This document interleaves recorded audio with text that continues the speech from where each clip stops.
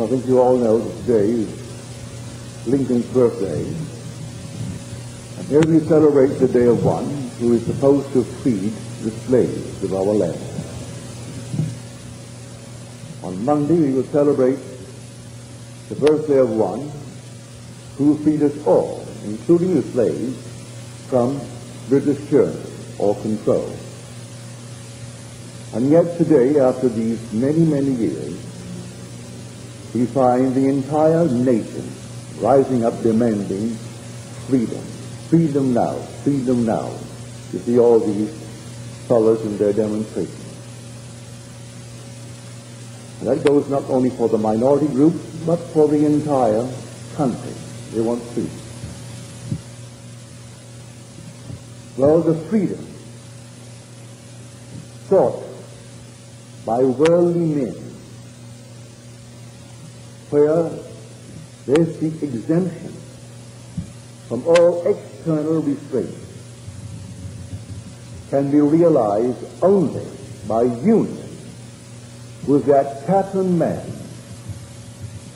who achieved full and complete freedom. Without union with that pattern man, there is no freedom. No matter how they scream for it, and they're all screaming for it, they will not find it, they will not get it until union with the pattern man. For freedom is the gift which he, by union with him, bestows upon his brothers. And there is no other way out of the maze. So you and I are blessed at this moment because we are on the verge, if we have not received union with him. We are on the verge of receiving union with the risen Lord. There are those today who are only starting the game. For the game is from innocence through experience to freedom. For innocence is simply defined as lack of the acquaintance of good and evil. They can't discriminate. Lack of any understanding of good and evil. We see it today in our midst, where a girl, white pigment, in spite of all the so-called evolutionists, who cannot discriminate between good and evil. She could murder 8 people in cold blood, cut them into pieces when they plead for mercy, and beg to be spared. And she said, but she didn't do wrong. Whatever she did, it was right. If she did it, it was right. No concept of good and evil. She only begins the journey now, and yet she's in a garment, white skin, long, straight hair, not kinky. And people think she is an evolution out of the dark skin. What nonsense. Here is a child beginning the journey. She hasn't the slightest concept of good and evil. She has thousands of years of a journey before her, where she has to go through the furnaces and experience all the things that you have experienced. But in the end, as we are told so beautifully by Blake, whom God afflicts for secret ends, he comforts and heals and calls him friend. So in the end, she will be redeemed. She will have union with the risen man, the pattern man. And she will experience the entire story as told us in the gospel. So when today they're all demanding freedom, demanding this, demanding that, they will never know what freedom really is until they have union with the pattern man. And when that pattern is like taking a steel and impressing it upon wax prepared to receive the impression. And so when he embraces you, or in whatever form you have union with him, he leaves his impress upon you just like the seal upon wax or clay. And then that impress unfolds within you. As it unfolds within you, you are set free. And you aren't really set free until you find the Son. For if the Son makes you free, you are free indeed. Whose son are you, young man? Go find out whose son that you is. For I want to find his father. And so the son one day is found, and he stands before you. And you know without any uncertainty, he is your son.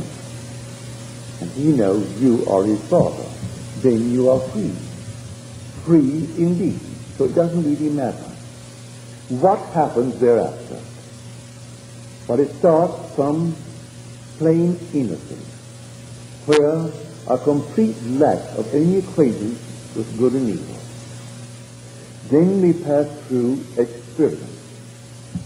Well, experience is actually living through something, so that we now know it firsthand, rather than by hearsay. We all live through that experience last Tuesday morning. Now, our friends called us. We had 12 calls from the east. New York, Cincinnati, Jersey, and so on, to ask about us. Well, we can tell them nothing happened. A few things were broken, not much. No damage to the house. A couple of pieces of china, a few vases, and of course the things that fell off the wall, we could always put them back. But there's really no damage. But we had the experience of the shake. And we all had it. I can tell them, but that's hearsay, as far as they're concerned. We had the experience. They only know it from hearsay. So experience is something that one has to live through. To experience is to actually live through something, so that you have a first-hand knowledge of it, rather than have someone tell you about it, so that your knowledge of it is only hearsay. You're not a witness if it's hearsay. And freedom is simply liberating the slave. It's really self-realization. It is a complete self-fulfillment in a spiritual sense. And when I speak of self-realization, I'm not speaking of any organization that calls itself a self-realization. I'm speaking about actual self-realization. When you discover who you are, and you will never in eternity discover who you are until the Son stands before you. And then you know who you are. And then you are set free. For bear in mind, it was God who was crucified. It was God who was buried. It was God who rose from the dead. It was God who was born from above. It was God who found David. And it was God David called my father. It was God whose body was split in two from top to bottom. And it was God who ascended into heaven like a fiery serpent. And it was God on whom the dove descended. There is only God in the world. So when we go back into Scripture, and the journey begins in the 3rd chapter of Genesis, and we read the story of the serpent, and the serpent is asking a question of Eve.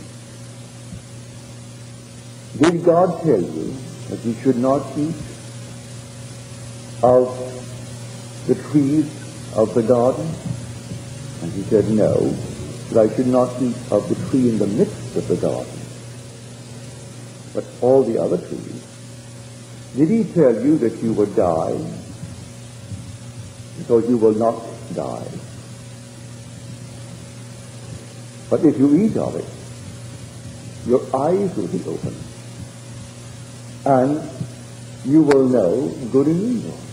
You will become as God, knowing good and evil, if you eat of it. And it seemed good to her to eat of it, so she ate of it, and then had the experience of good and evil. If you look up the definition of the word serpent, it is defined as to learn from experience. It is in your concordance, if it's a good one. I am quoting from James Strong's concordance. It's a different word from another serpent used in Scripture. This serpent is to learn from experience. There's no other way to learn it. The other time the word serpent appears is the seraphim, which means a fiery being, a being set on fire. That's when you ascend into heaven. That's the fiery being that comes out. The entire Old Testament is nothing more than a shadow. It is an adumbration, the foreshadowing of things to come. The New Testament is an active parable.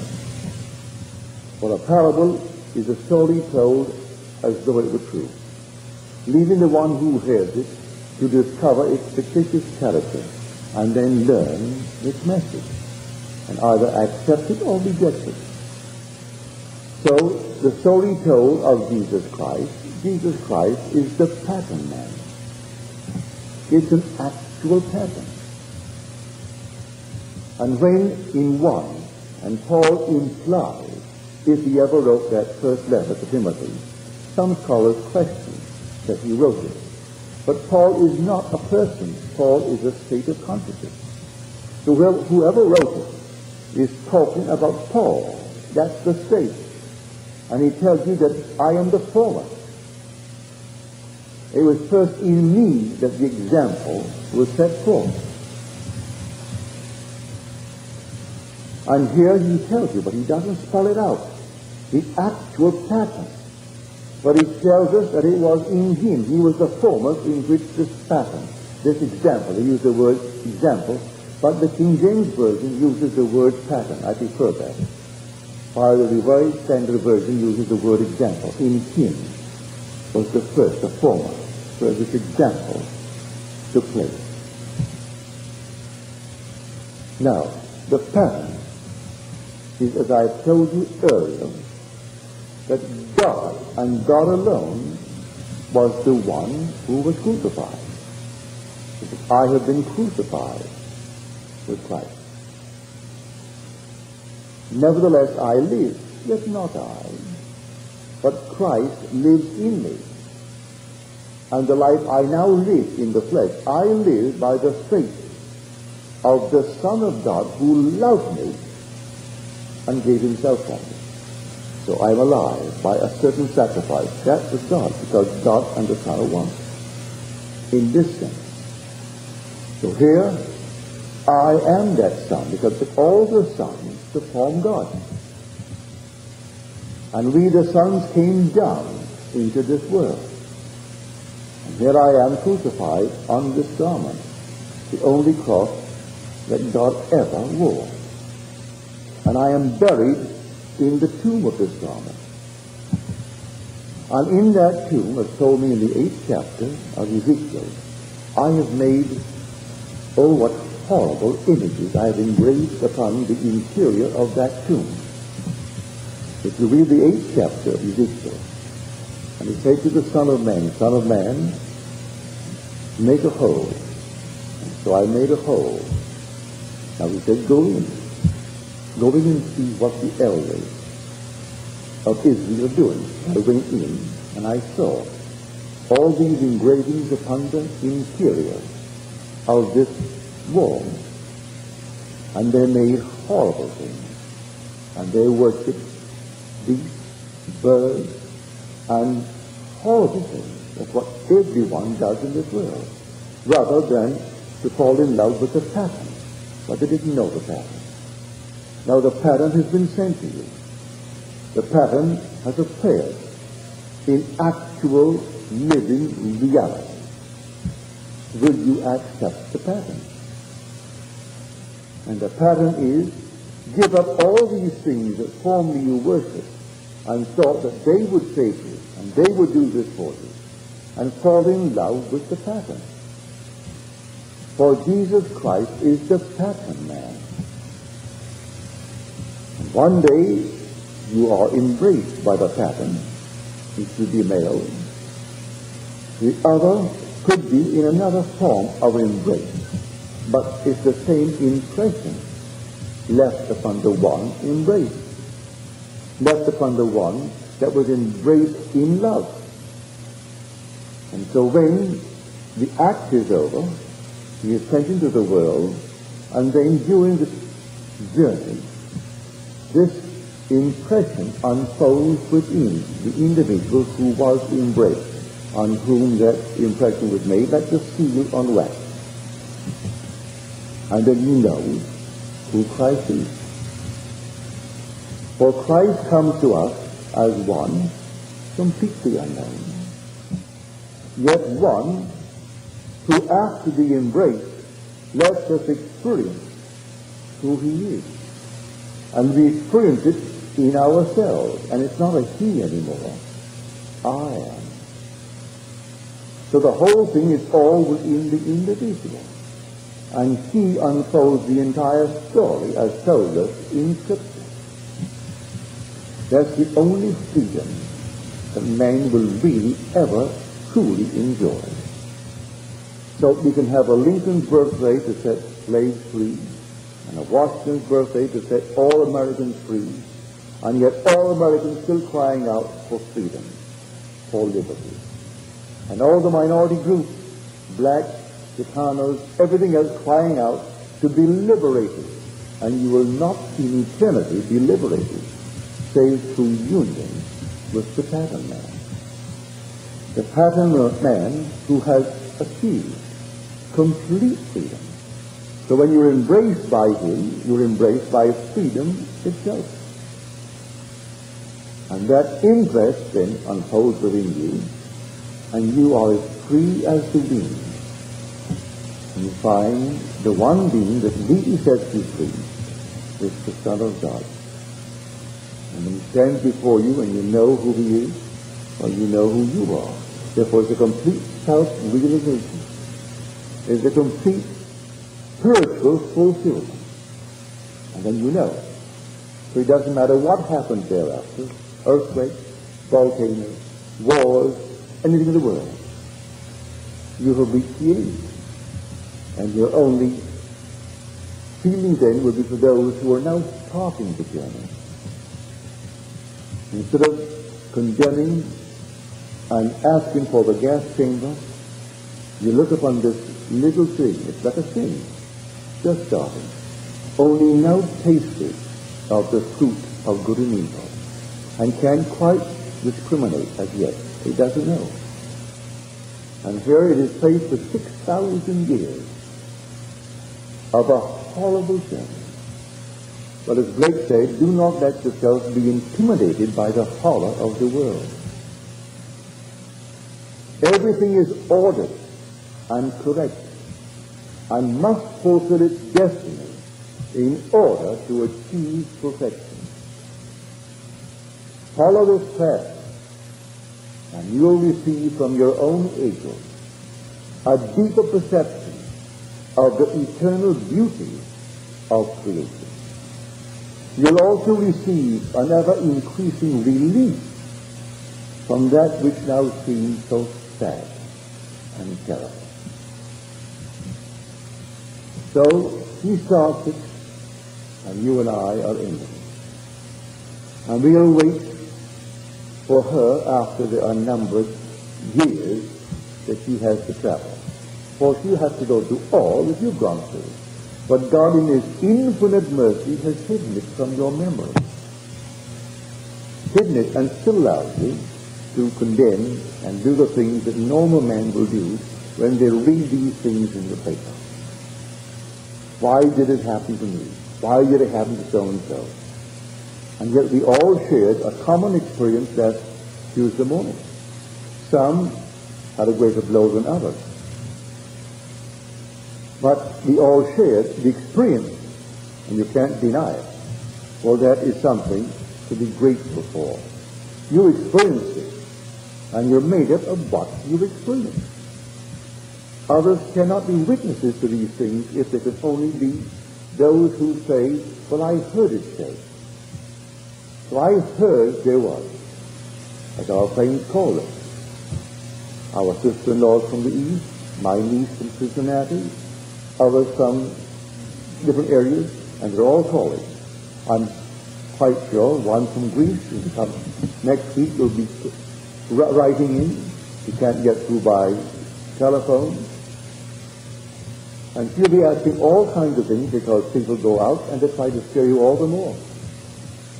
One called from New York to say, we just heard on the TV and we've been trying all day to get you.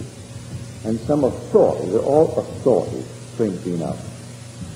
And he says this is only the first one. The big one is coming.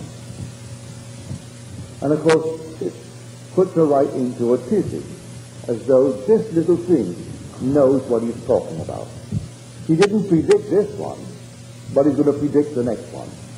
And then he gives his name and all the little degrees behind his name, and he teaches over Caltech, so he is an authority. No one knows. No one knows. And whenever it comes, let it come. And I tell you, let it come. You have experienced what only a very small section of our country experienced this last Tuesday morning. And life is made up of experiences.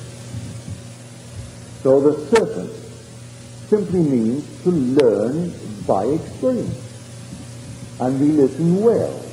And the fruit tasted good. And we came out into a world of experience. Because the journey is from innocence through experience to freedom. And that freedom is to awaken as God himself. So we're being plucked from a garden, as I saw it so clearly one night. This infinite field of human flowers, like sunflowers. And yet I knew, as I looked at them, and they were so beautiful, I knew that I enjoyed a far greater measure of freedom than all of them put together. For there they were, beautiful, and seemingly perfect forever. If one smiled, all smiled. If the wind moved one, it moved all in the same direction. Whatever one did, all did. And I felt myself free to do what I wanted to do. I could walk if I wanted to. I could turn around if I wanted to. I was not moved by a chorus. And there was simply a chorus, all moving in unison. And I had been plucked before that.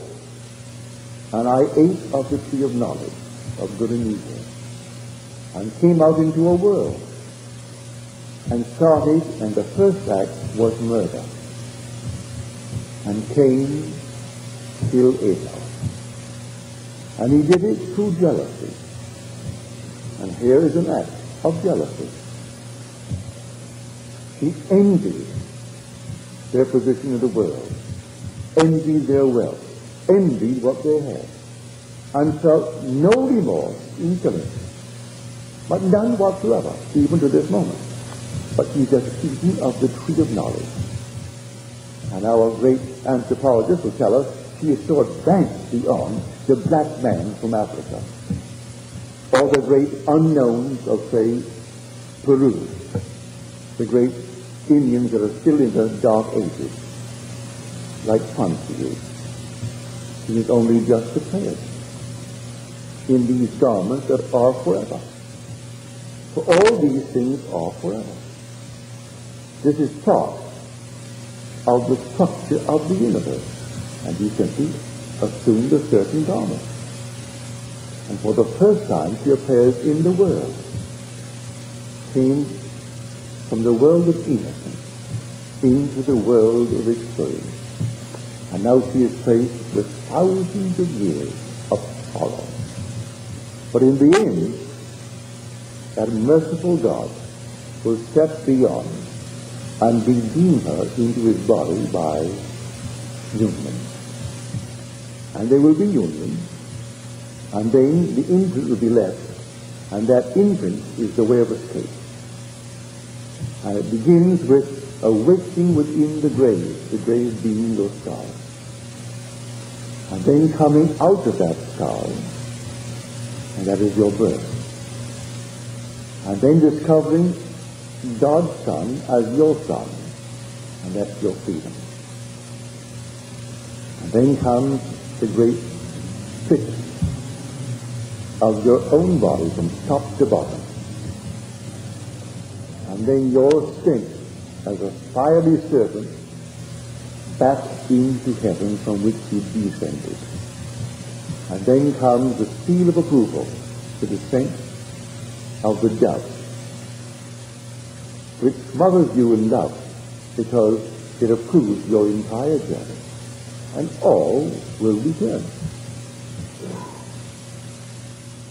So here, you are at the end. I can tell you that. You are at the end. And he is at the beginning. And so all that you can really pour out for is nothing but compassion. Pity. Because he's beginning what now you're ending. You've gone through it, you've done the same thing. And so what I quoted earlier from that statement of Blake as he revealed it to one called Max Beckman. When in vision Max Beckman saw him and hailed him. He said, there was that great genius. And he waved to him and hailed him.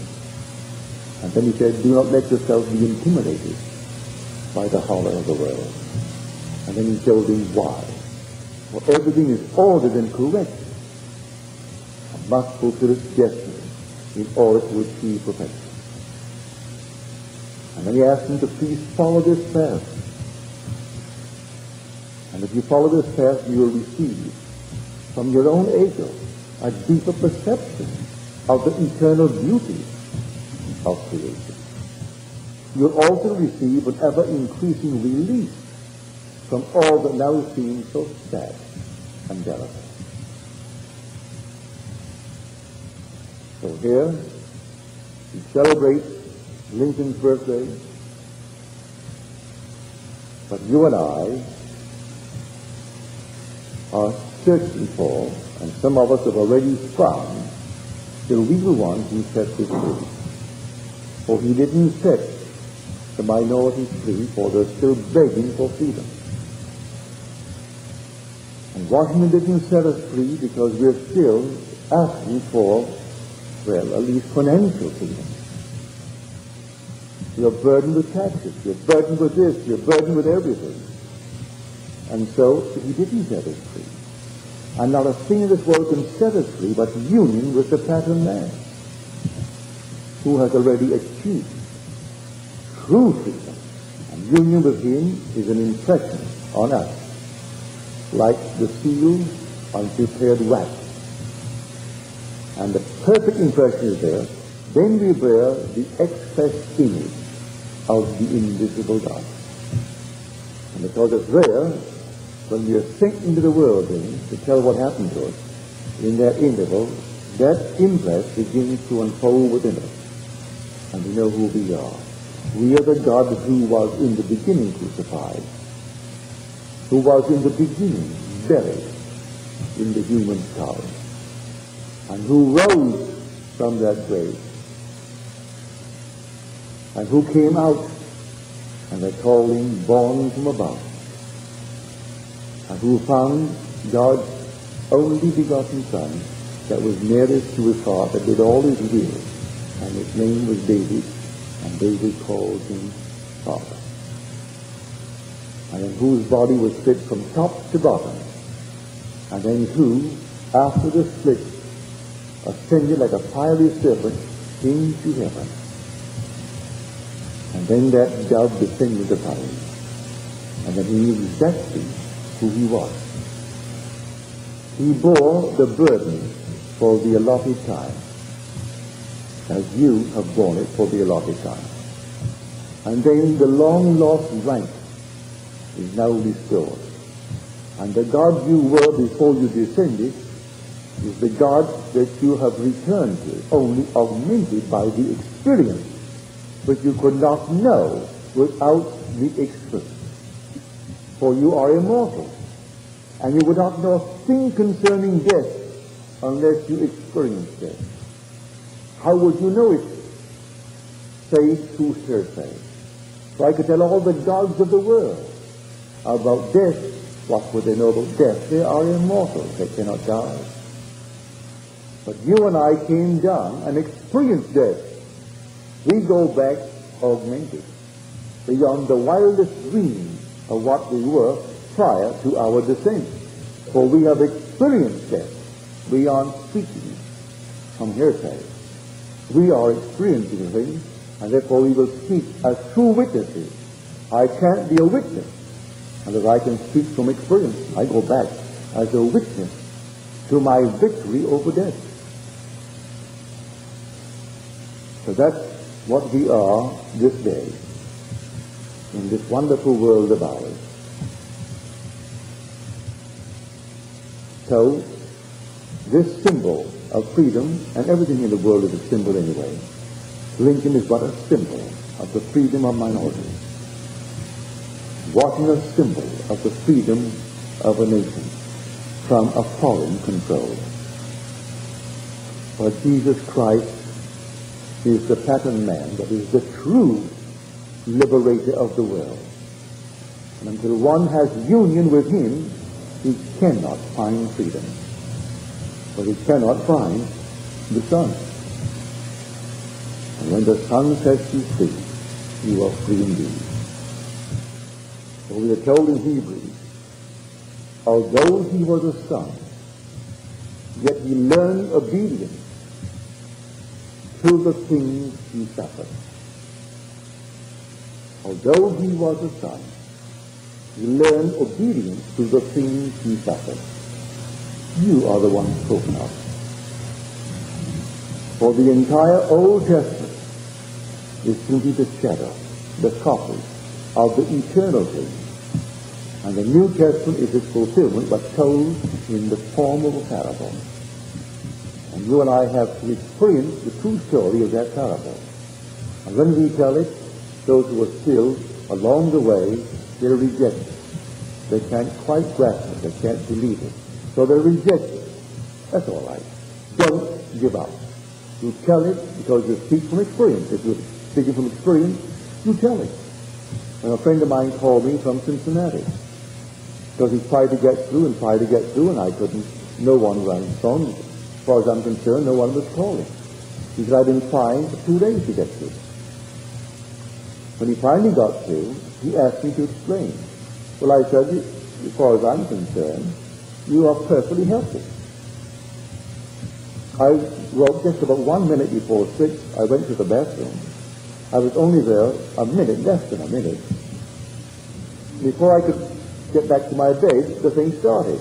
And as you know from experience, how intense it was. It came so suddenly. There was no rumble, just one solid mass of shaking, but from every direction. So I said, as far as I'm concerned, somebody held our house and shook it in all directions like a doll taking a little rag thing and shaking it.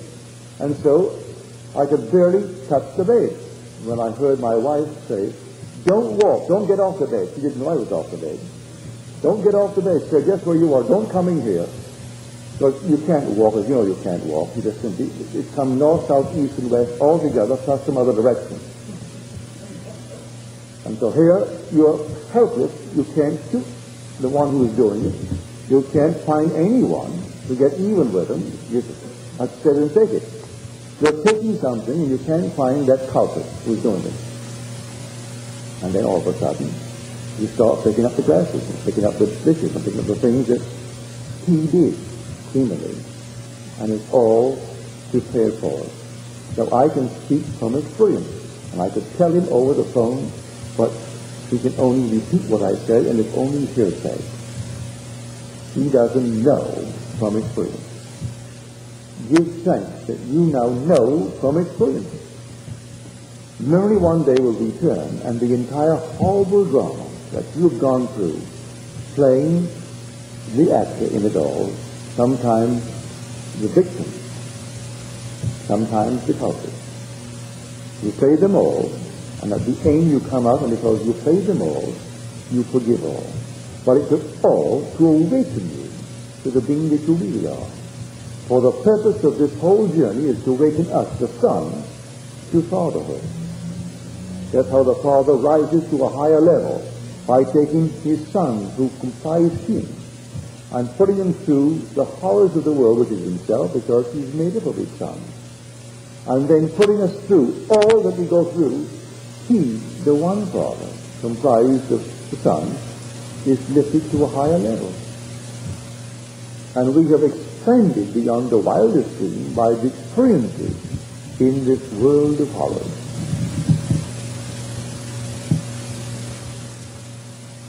So, when they are seeking freedom, and you'll see them tomorrow morning, 7 o'clock, you find another demonstration and another demonstration. And this one wants freedom and that one wants freedom. And you ask them, what do you mean by freedom? They can't tell you. They mean freedom from external restraint. Freedom to do anything they want without any restraint.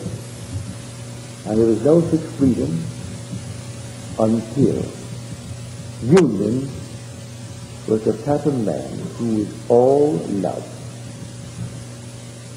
who would hurt nothing in the world. Until that union takes place, you will never enjoy the freedom that you are seeking, which is complete freedom from all external restraint. And you'll find them whether by a minority group or any other group in the world. Fortunately for me, I have never called myself one among the minority. I came here as a stranger to America, but not from the day I landed did I ever think myself other than one with America. I never called myself an American Barbadian or an American West Indian. It never occurred to me to have this hyphenation in my world. I either am an American or I am not one. As long as I'm living here and became an American, I'm an American. But to call myself a Mexican American or a black American or a white American, or that's to be stupid. And so I am, while I'm here, by adoption, I'm an American, equal with anyone born here, as far as the outer garment that I wear. But when all these call themselves by this name, a Japanese American, a Chinese American, a Mexican American, I can't see why. Why don't we drop the little hyphenation and just simply be Americans? And then find this wonderful story concerning the only one that can set you free. And seek him beyond all things. And don't substitute some little thing for him. The whole vast world has substituted these a worshipful image. They've made all kinds of images and they worship it instead of seeking of all things this internal word, which is only a pattern. Now let us go into the science.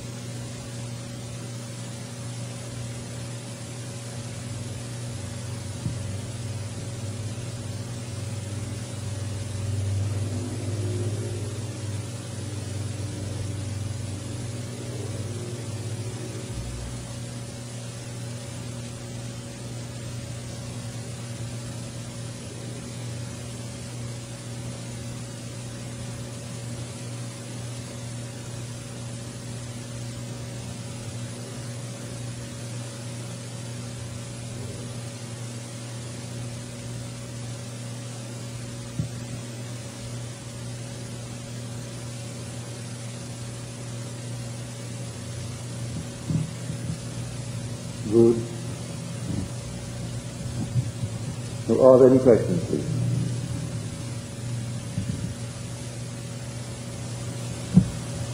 Any questions?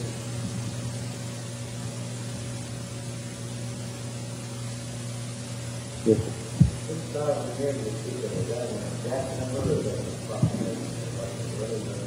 The Bible implies it by saying 1,000 days or 1,000 years as a year in the eyes of God.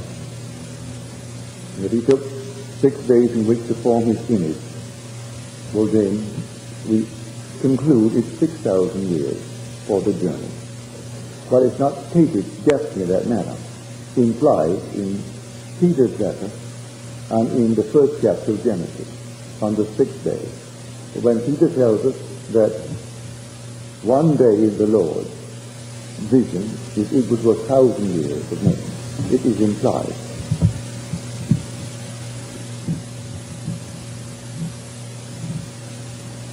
Any other questions, please?